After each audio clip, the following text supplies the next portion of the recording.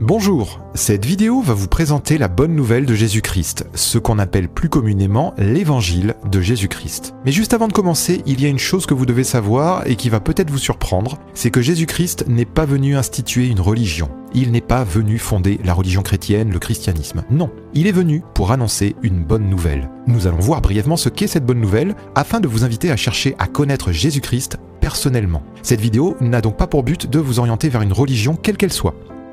Alors pour commencer, j'aimerais vous inviter à regarder autour de vous, dans l'endroit où vous êtes. Peut-être y a-t-il une porte autour de vous, une tasse de café, un stylo. Si vous êtes dehors, peut-être voyez-vous un banc ou un lampadaire.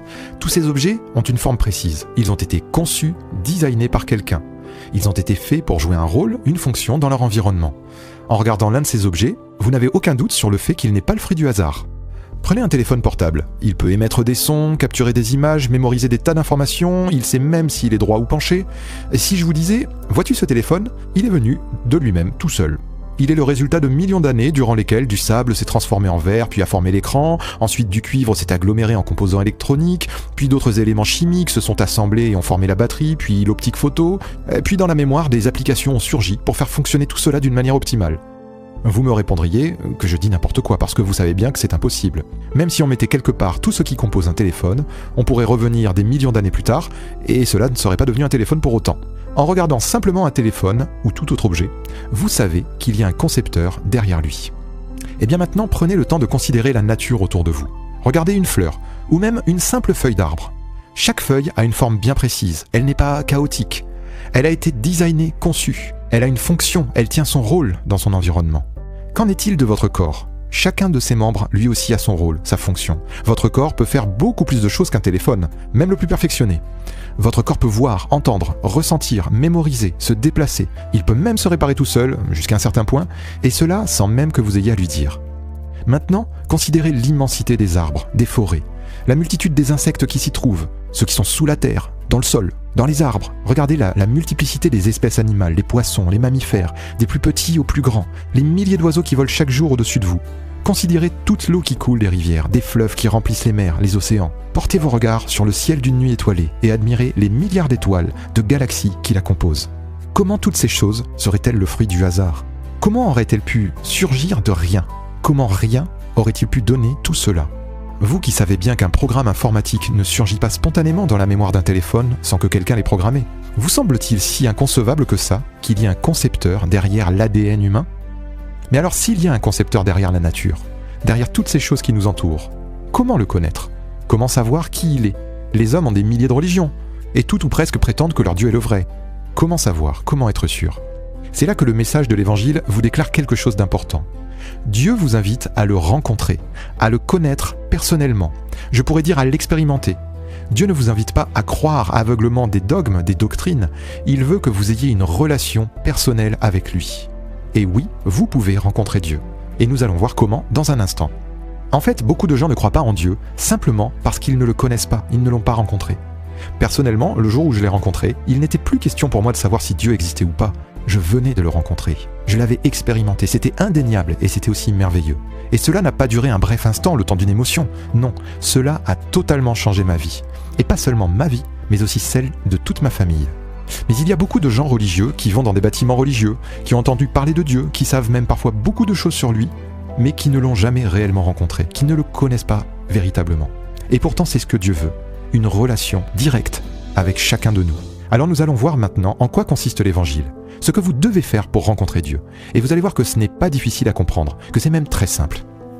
Au commencement, Dieu créa la terre et les cieux. Tout était parfait. Dieu est bon et tout ce qu'il a créé était bon. Et Dieu, qui est juste, saint, bon, qui est amour, a créé l'homme à son image. Ensuite, il l'a placé dans un jardin où il y avait toutes sortes d'arbres pour le nourrir. Mais il y avait deux arbres particuliers. L'un était l'arbre de vie et son fruit donnait la vie éternelle. Mais le second était l'arbre de la connaissance du bien et du mal. Et Dieu avertit l'homme de ne pas manger de l'arbre de la connaissance du bien et du mal, sinon il mourrait. Dieu a fait cela car il ne veut pas que l'homme le suive comme un robot, à cause des bienfaits que Dieu dispense à l'homme. Dieu veut que l'homme choisisse librement de le suivre. Il veut une relation sincère entre lui et l'homme. Et l'homme, Adam, que Dieu avait placé dans ce jardin, va choisir de ne pas écouter la parole de Dieu, et donc ne va pas suivre Dieu. Il va choisir d'écouter une autre parole. Il va manquer le but que Dieu avait tracé pour lui. Et manquer le but, c'est ce que la Bible appelle péché. Dès cet instant, le péché va entrer dans le monde. Dès cet instant, l'homme va changer et va vouloir se cacher de Dieu. Il va y avoir une séparation entre lui et Dieu à cause du péché.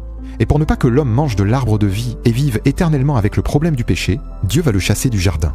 Et l'homme, Adam, et sa femme Ève vont avoir des enfants qui vont pécher eux-mêmes. Ensuite, ils auront aussi des enfants qui vont pécher, etc., etc. Il va y avoir des meurtres, des vols, de grandes méchancetés, des guerres, des maladies, des dépressions et des morts à tous les étages. Nous vivons dans ce monde. Il est très différent du monde que Dieu avait créé au départ. Vous pouvez vous dire, mais pourquoi Dieu a-t-il permis tout cela? Pourquoi permet-il tout ce mal? Mais justement, Dieu avait averti de tout ce mal, parce que Dieu n'avait pas créé ces choses pour qu'elles deviennent ainsi. Dieu n'avait pas créé l'homme pour qu'il meure, mais à cause du péché, l'homme est mort, et à cause du péché, nous mourrons tous. Nous n'avons pas envie de mourir, car intérieurement nous savons que nous n'avons pas été créés pour mourir, mais nous mourrons à cause du péché. Mais au milieu de ce désastre qu'a produit le péché de l'homme, Dieu est venu avec une solution, Jésus-Christ. Mais avant de développer ce qu'est cette bonne nouvelle, attardons-nous un peu sur le problème de notre monde, le péché. Vous allez peut-être me dire qu'il y a des bonnes personnes dans ce monde, et que vous-même, vous vous appliquez à faire et vivre d'une bonne manière. En fait, lorsque nous faisons cela, dire que moi je suis meilleur qu'un autre, nous nous comparons les uns aux autres. Nous comparons des pécheurs à des pécheurs. Nous ne prenons pas le bon étalon pour mesurer. Imaginez deux hommes qui doivent prendre le train à 16h pour Paris. Le premier arrive à la gare à 16h02 et il rate le train. Le second arrive à 19h30 et bien sûr il a aussi raté le train. Le premier était très peu en retard et le second était très en retard. Mais le résultat est le même. Tous les deux ont raté le train. Alors quel intérêt pour le premier de dire « Ah bien le second était un grand retardataire, il avait 3 heures de retard. Mais moi je suis un petit retardataire, j'avais seulement 2 minutes. » Le résultat sera le même. Tous les deux ont manqué le train. Quand nous comparons nos actions à celles des autres, c'est la même chose. Nous ne nous comparons pas de la bonne manière. C'est à Dieu qu'il nous faut nous comparer. C'est lui qui nous a conçus pour un but, et c'est nous qui dévions de ce but. Et dévier de ce but, c'est-à-dire pécher, c'est bien plus grave qu'on ne le pense. Par exemple le mensonge. Souvent, nous ne voyons pas la gravité d'un mensonge, parce que nous n'en voyons pas nécessairement des conséquences. Imaginez que je mente à un enfant, ça n'a pas beaucoup de conséquences. Mais si je mens à mon épouse, alors là, la conséquence peut être plus grande, elle peut demander le divorce. Si je mens à mon patron, il peut me renvoyer. Si je mens à un juge, il peut m'envoyer en prison. Ce n'est pas tant le mensonge qui est important, mais c'est plutôt l'autorité de la personne à qui nous avons menti. Plus cette autorité est grande est l'offense, et plus grave est le mensonge. Une insulte envers un enfant n'a pas la même conséquence qu'une insulte envers un policier ou un chef d'État. Eh bien lorsque nous péchons, lorsque nous faisons le mal, c'est premièrement Dieu que nous offensons. Dieu qui nous a créés et donné la vie, et qui est bien plus grand, et qui a bien plus d'autorité que n'importe quel juge de la terre. Alors nous avons parlé du mensonge, mais nous pouvons aussi parler du meurtre ou de l'adultère. Vous me direz peut-être « Ah oui, mais moi je n'ai tué personne et je n'ai trompé personne ». Mais Jésus est venu pour nous préciser quelque chose, c'est que le péché ne réside pas seulement dans nos actes, mais il commence dans notre cœur. Il nous dit que si nous avons de la haine pour notre prochain dans notre cœur, nous sommes déjà coupables de meurtre aux yeux de Dieu. Il nous précise que si nous convoitons la femme de notre prochain, nous avons déjà commis un adultère avec elle dans notre cœur. Le problème du péché n'est pas seulement dans nos actes, il est dans notre cœur, au plus profond de nous. Il fait partie de notre nature. Et Dieu est un juste juge. Il va vous juger sur ses critères à lui, pas sur les vôtres. Il est un bon juge. Et un bon juge, ce n'est pas celui qui laisse repartir le meurtrier parce que le meurtrier a formulé quelques excuses. Non, le bon juge ne laissera pas repartir libre le meurtrier d'une personne parce qu'il découvre que le meurtrier avait parfois fait quelques bonnes actions. Le bon juge envoie le meurtrier en prison à cause du crime qu'il a commis. Alors si je vous dis parlez-moi de votre vie pour vous présenter, vous prendrez certainement les bons moments de votre existence, vos réussites, tout ce que vous avez fait comme bonnes actions, etc., vos diplômes, toutes ces choses-là. Mais vous allez passer sous silence toutes les mauvaises paroles que vous avez eues, toute l'amertume que vous pouvez garder envers une personne, toutes les pensées impures que vous avez eues. Vous n'allez pas me parler de tout ce que vous avez pu faire dans un lieu secret sans que personne ne vous voie. Vous oublierez toutes ces choses. Pourtant, toutes ces choses font aussi partie de vous-même. Et Dieu les a vues, ces choses. Et ces choses, elles vous séparent de Dieu. Et le jour où vous allez vous retrouver devant Dieu, ce Dieu qui est saint et qui est pur, vous ne pourrez pas vous comparer aux autres. Vous ne pourrez que reconnaître que vous êtes coupable. Dieu vous présentera ces choses que vous avez pensées, que vous avez faites, que vous avez dites. Et lui qui est un bon juge, eh bien il ne pourra que proclamer une sentence de culpabilité sur votre vie. Le problème est donc que Dieu est juste et que vous avez péché. Mais ce Dieu qui est juste, il est aussi amour. Et à cause de son amour, Dieu ne peut pas consentir à nous envoyer tous en enfer, car tous les hommes ont péché. Alors Dieu a trouvé une solution au problème. Il a trouvé un moyen pour que d'un côté, sa justice soit satisfaite, et que de l'autre côté, son amour aussi soit satisfait, et qu'il puisse vous ramener près de lui. Ce moyen, c'est son Fils Jésus-Christ. Jésus-Christ est venu prendre place dans notre humanité. vivre à la manière de n'importe quel homme, ressentir les mêmes choses que n'importe qui d'entre nous. Il a marché en gardant la loi de Dieu en tout point, sans jamais s'écarter d'une seule parole de Dieu. Aucun mensonge, aucune mauvaise parole, une vie en parfaite communion avec Dieu, comme l'homme du jardin au tout début. Vers 30 ans environ, il a été baptisé dans l'eau, c'est-à-dire qu'il a été immergé. En sortant de l'eau, le Saint-Esprit de Dieu est venu sur lui, car il était sans péché. Ainsi, il a commencé à chasser les démons, à guérir les malades, à faire toutes sortes de biens autour de lui et à dire aux gens qu'ils devaient se repentir. C'est-à-dire qu'ils devaient se détourner de leurs péchés et croire à la bonne nouvelle. Et cette bonne nouvelle, c'est que Dieu a tant aimé le monde qu'il a donné son Fils unique, afin que quiconque croit en lui ne périsse pas, mais qu'il ait la vie éternelle. Dieu en effet n'a pas envoyé son Fils dans le monde pour qu'il juge le monde, mais pour que le monde soit sauvé par lui. Et vers 33 ans, Jésus a fait quelque chose d'extraordinaire. Il a manifesté l'amour de Dieu pour nous tous. Lui qui était parfait, sans péché, il a accepté de payer notre dette à tous. Il a pris sur lui le poids de nos péchés, de tous nos manquements, de tout ce que nous avions fait de mal et qui nous maintenait séparés de Dieu. Et la colère de Dieu est tombée sur lui. Cette punition qui nous était réservée, la mort, s'est abattue sur lui. Il est mort crucifié sur une croix, puis il a été enterré. Souvenez-vous que nous mourrons tous à cause du péché, mais Jésus n'avait jamais péché. Et parce qu'il était saint, parce qu'il était sans péché, la mort n'a pas pu le retenir. Il est ressuscité, il est vivant, et il est vivant pour toujours. Il s'est montré ressuscité à de nombreux disciples durant 40 jours, puis il est monté au ciel auprès du Père. Alors maintenant, voici donc ce que vous avez à faire si vous voulez connaître Dieu, ce qui fera que vous pourrez vous réconcilier avec lui et commencer à vivre nouvellement avec lui. Vous devez premièrement vous repentir, reconnaître que vous avez péché envers Dieu, que ces péchés que vous avez commis sont comme des taches sur votre cœur, et que toutes vos bonnes actions ne suffiraient pas à les effacer. Et vous devez vous détourner de ces péchés et désirer mener une vie désormais conforme à celle que Dieu veut pour vous. Vous devez croire en Jésus, croire qu'il est venu pour se charger de vos péchés et recevoir à votre place la condamnation qui vous était réservée. Croire que l'amour même de Dieu l'a poussé à offrir son Fils à votre place. Enfin, vous devez suivre Jésus dans sa mort et dans sa résurrection en vous faisant baptiser en son nom. Dès l'instant où vous allez vous repentir et croire en Jésus, Dieu va faire quelque chose d'extraordinaire. Il va vous donner un cœur nouveau, une conscience pure, des pensées nouvelles, des aspirations nouvelles, une vie nouvelle. Mais pour pouvoir vivre pleinement cette nouvelle vie, il vous faut vous débarrasser de l'ancienne vie. C'est ce qu'on fait par le baptême. On enterre notre ancienne vie dans l'eau du baptême et l'on ressort pour vivre cette vie nouvelle que Dieu a mise en nous. Vous enterrerez votre ancienne vie, jonchée de toutes sortes d'addictions, de souffrances, des choses anciennes, de votre rébellion, toutes ces choses-là, et vous ressortez lavé de vos péchés, renouvelés. Dieu ne vous condamnera plus parce qu'il a une rançon. Son Fils a payé pour vous et vous avez cru en lui. Vous ne serez plus sous une loi qui vous condamnait, mais vous serez pleinement réconcilié avec Dieu et libéré du péché.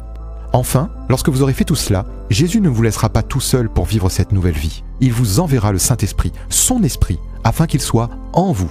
Il vous baptisera lui-même dans son Saint-Esprit, et vous pourrez vivre une vie semblable à celle de Jésus. Il vous apprendra à vivre dans la sainteté. Et vous pourrez marcher comme lui il a marché, en bénissant les autres, en guérissant les malades, en annonçant vous aussi la bonne nouvelle. Tout cela, Jésus l'appelle naître de nouveau. Il dit clairement que celui qui ne naît pas d'eau et d'esprit ne peut pas voir le royaume de Dieu. Ensuite, par votre témoignage de ce que Dieu aura fait en vous, d'autres croiront, ils se repentiront, ils croiront en Jésus, se feront baptiser et recevront eux aussi le Saint-Esprit. Puis un jour, Dieu séparera ceux qui auront cru et ceux qui n'auront pas cru.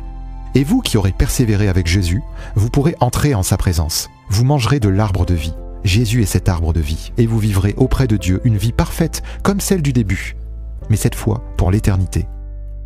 Maintenant, une dernière chose. Certaines personnes disent « Je ne sais pas si tout cela est vrai, peut-être que Dieu existe et peut-être pas. Si Dieu existe et qu'il veut que je croie en lui, il n'a qu'à me faire un signe. » J'aimerais vous dire que ce raisonnement est erroné. Vous avez péché. Dieu a envoyé son Fils pour résoudre le problème de votre péché. À qui le tour maintenant? À vous. C'est vous qui devez maintenant faire un pas vers Dieu. Dieu attend que vous bougiez vers lui. Vous devez vous repentir. Vous devez lui demander pardon pour vos péchés et désirer marcher en Jésus. Et dès que vous ferez cela, ce sera au tour de Dieu. Il changera votre cœur. Ensuite, vous devrez vous faire baptiser dans l'eau. Et lorsque vous aurez fait cela, vous serez libéré de vos péchés et vous pourrez recevoir son esprit pour mener une nouvelle vie, pour mener une vie sainte. Alors voici la bonne nouvelle. Jésus est venu payer le prix de vos péchés pour que Dieu puisse vous pardonner. Vous n'avez pas besoin de vous rendre dans une quelconque église pour être pardonné. Vous avez simplement à vous repentir, là où vous êtes, dès maintenant, sans attendre. Demandez-lui pardon, simplement. Je vais vous donner un exemple de ce que vous pouvez lui dire, mais ce n'est pas les mots qui sont importants. Dieu regarde votre cœur. Quoi que vous lui disiez, dites-lui sincèrement, de tout votre cœur, dans l'humilité. Dieu, je viens me présenter devant toi aujourd'hui pour te demander pardon. J'ai péché contre toi et je m'en repens. Je veux être réconcilié avec toi, et je crois que par amour, tu as envoyé ton Fils Jésus, payé à la croix pour tous mes péchés. Viens maintenant changer mon cœur, viens maintenant me donner ce cœur nouveau, remplis-moi de ta présence. Voilà ce que vous pouvez dire à Dieu. N'attendez pas, faites-le maintenant. Vous trouverez sur le site internet jésus-christ-labonnenouvelle.fr quelques questions-réponses et des conseils pour marcher avec Dieu. Mais sachez que Jésus se tient auprès de tous ceux qui veulent le suivre. Son esprit est là pour les conduire. Alors même si le cheminement est difficile, persévérez. Que Dieu vous bénisse au nom de Jésus-Christ.